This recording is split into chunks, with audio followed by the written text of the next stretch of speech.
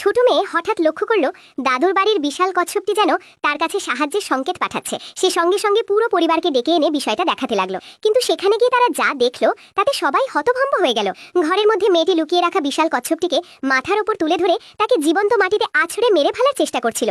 হাতে নাতে ধরা পড়ার পরও সে নির্লজ্জভাবে অজুহাত দিতে লাগলো, বলল কচ্ছপটিকে নাকি সে দেখতে এসেছিল। কিন্তু তখন আর কেউই তার কথা বিশ্বাস করলো না।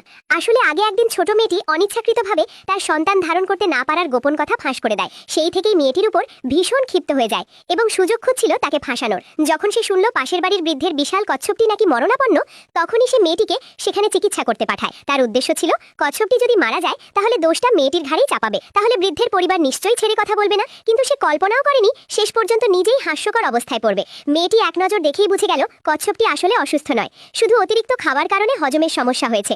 তাই কয়েকদিন ধরে কিছু খাচ্ছিল না। সে সঙ্গে সঙ্গে বৃদ্ধকে বলল কচ্ছপের পাত্রে বিস্কুটের গুঁড়ো মেশানো পানি ফেলে দিয়ে পরিষ্কার পানি দিতে, আর কচ্ছপকে আর কোনো খাবার না দিতে কঠোরভাবে নিষেধ করলো। কিছুক্ষণ পরেই যে কচ্ছপটা নিস্তেজ হয়ে পড়েছিল তা আবার সুস্থ ও প্রাণবন্ত হয়ে উঠল। বৃদ্ধ ভীষণ কৃতজ্ঞ হয়ে মেয়েটিকে একটি বড় মাছ উপহার দিল। এই দৃশ্য দেখে ওই মেয়েটি রাগে ফেটে পড়ে। বাইরে নদীর পানি থই থই করছিল। সুযোগ বুঝে সে চুপি চুপি দরজা বন্ধ করে দিল। তার পরিকল্পনা ছিল কচ্ছপটিকে মেরে ফেলে দোষটা ছোট মেয়েটির ঘাড়ে চাপানো। ঠিক তখনই কচ্ছপটি আর্তনাদ করে উঠল, বাঁচাও, আমাকে বিষ খাওয়ানো হয়েছে। তখন মেয়েটির কানে সেই কথা গিয়ে পৌঁছায় এবং বুঝে ফেলে কচ্ছপটি তার কাছে সাহায্যের চাইছে।